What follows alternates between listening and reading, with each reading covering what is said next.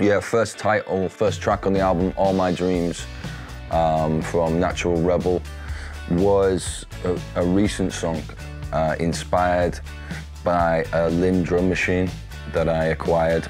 And the Linn drum machine has a certain swing to it, and a few of the riffs from this record came from that. But it's got a great feel to it. It's a great gospel, country, soul tune, and some good guitar, good drums. And it's a good way to open the record. The journey continues. Birds Fly is one of my favorites from the record. It's a classic song. It could have been written 50 years ago, 100 years ago. And it's a tune I've had for quite a while, but I was missing that one element which I managed to find in this recording session. Yeah, it's just one of those songs that has been waiting to be recorded for a while. And I'm really pleased that it finally has. It's got some great guitar in it, a good vocal, well produced. Yeah, very happy with Birds Fly. I hope you enjoy that tune. Surprised by the Joy is an important track, and we released it, one, because it's a great catchy song, but two, for me, it kind of encompasses what I try and do with a song. I used to love the Beatles' best songs where you'd have that fusion of Lennon and McCartney and the cynical sort of worldview of Lennon mixed with that uplifting McCartney chorus, and I think Surprised by the Joy has that kind of element where the verse lyric is more about the paranoias of modern day living, but the chorus is about coming through that, because you can drown in the worries, and you know, the further you go down the rabbit hole. So Surprised by the Joy is when you come out around the corner and you can deal with all this information, and you can still move on. That's How Strong. Again, one of my favourites on the album. It's for me, it's like a soul tune, something Otis Redding. I would love to have heard him sing a song like this, you know, and I think it's one of those songs that was tinkered with until the very last minute. It's, what can I say? It's a moving song. It's a song for people who've been in relationships, who've been through the ups and downs, who've withstood all the tests and are still together, and that feeling of unity that you can only get with time.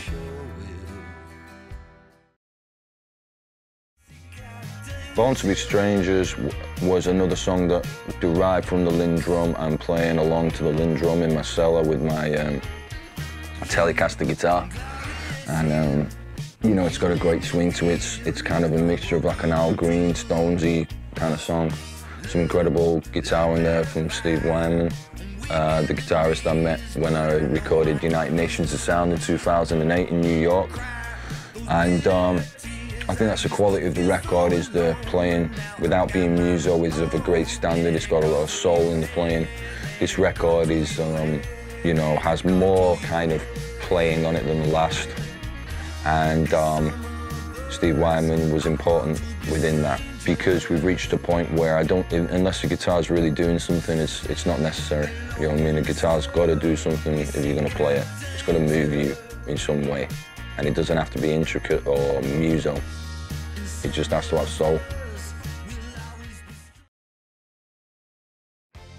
That's When I Feel It is a song written on a keyboard, on my harpsichord keyboard.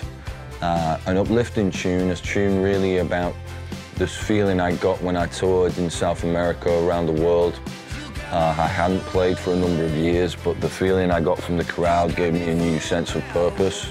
And I think that's the liberating thing about being a musician now, or an artist, that you can connect with your audience. And any of the haters or the negative people, the keyboard warriors now, the people who used to get their pens ready, they really are unimportant anymore. It's the people and your connection with your audience that's the most vital thing, and I think this song celebrates that.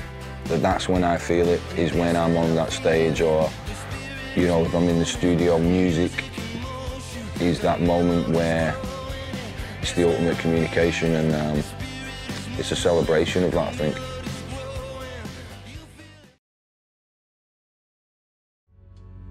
We All Bleed, again, it's kind of a a song written around the time that I was doing these concerts around the world, and it was me coming to terms with like what I'm actually born to do in a way, and I'm born to try and create the best songs possible, to take people on a journey, inspire, but I'm also born to perform. And it was, it's a song about how that feels, you know, when you're to fly from 1 minute you could be in Tokyo, the next minute you could be in Mexico City. And when you realize that music unifies us in such a way, it's a very powerful feeling. And it also negates all people's attempts to divide us, because that's what's happening around the world now. We're all being divided into little groups. And music has the power to destroy that whole thing. And so this song kind of represents that feeling when you're on that airplane and you're kind of reminiscing and thinking about your journey and why am I here, what am I doing? Why am I flying to Argentina right now? Why am I flying to Mexico? What's it all about? Why do I do this?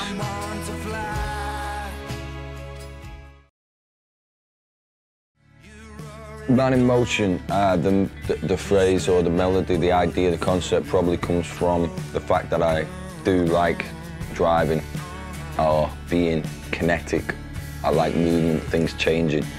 So, but I also conjuring up another scene, almost like a Midwest movie scene, where two people are wanting to break free of somewhere.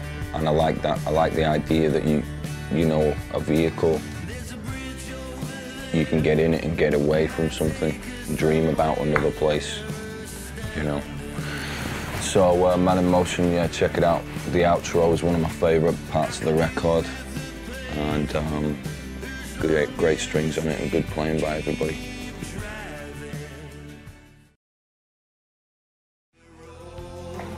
Streets of Amsterdam was written a few years ago, but I just haven't had an opportunity to get it on a record, but it's a really strong song. But it's kind of me reminiscing on me and my wife when we used to walk around Amsterdam when we were younger.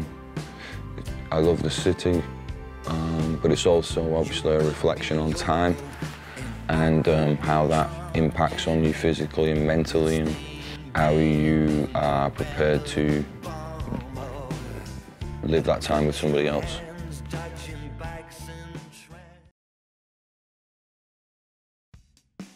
Money Money is just a straight out rock and roll tune that really I often think that guitar music or whatever, it really misses out on so much of hip hop culture, you know, and I really do wish there were more kind of diss tracks in rock and roll, and that was part of it, because it's funny and it's also competitive.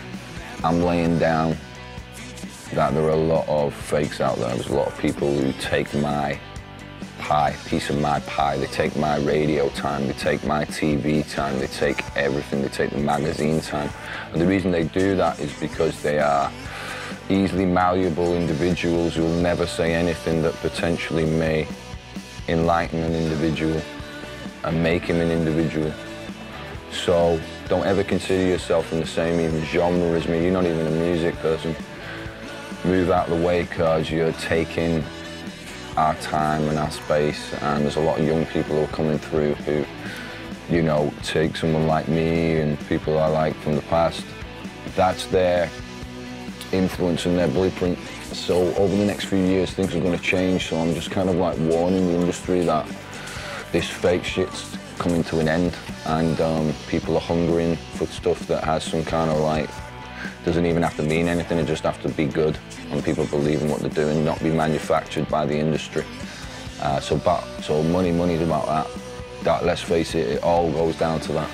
And if you think since like I went from being on the dole to being like selling millions of albums, that, you know, if you think that I went off and bought like Mercedes, Ferraris and Porsches and bought massive houses, you'd be right. Everyone else is just so scared. And if I had a pink Cadillac right now, I'd drive on it. I don't give a fuck. This is rock and roll and this is the life. And it's like, what are we saying that we ain't, well, I'm not aspiring to anything. It's all rust and it's all nothing. Well, let's not all just be these meek little pale-faced boys. calmly lining up to be slaughtered. There's actually a battle going on for the heart of music, and I'm privileged to be right at the front line of it.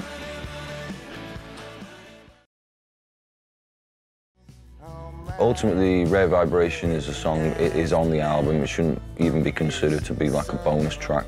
It's better than most people's main track on their album, ultimately, so it's a beautiful song. It's about almost setting the scene of two people walking through an ancient place. Could be in Greece or it could be in Italy and wherever, somewhere with a lot of history in it. Though sometimes when you do that and you reflect upon the many, many lives that have gone before you, and that you're just this fleck of sand, and to enjoy and seize the moment once you do, because, you know, seriously, no one's going to do it for you. No one's going to make this happen for you. You've got to do it yourself. But I think an appreciation of your size and your almost insignificance.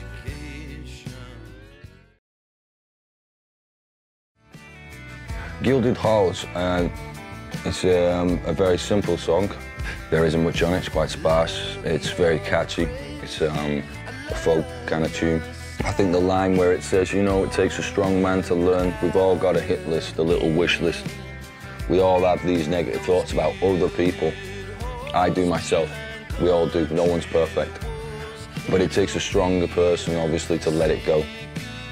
And believe you me, when you've been doing this since you were like 20 years old, over the years, you know, I've built up from time to time a pretty big list, but that list is useless, really. It's not productive for me, it's not good for my mind.